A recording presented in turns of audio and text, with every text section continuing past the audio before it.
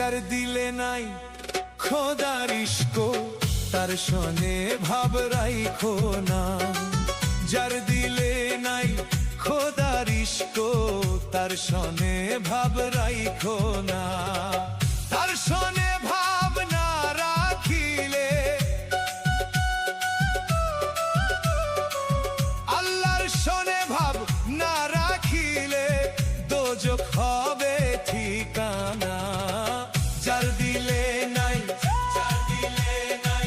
খোদার ইশক তার শনে ভাব রাইখো না। যার দিলে নাই খোদার ইশক তার শনে ভাব রাইখো না।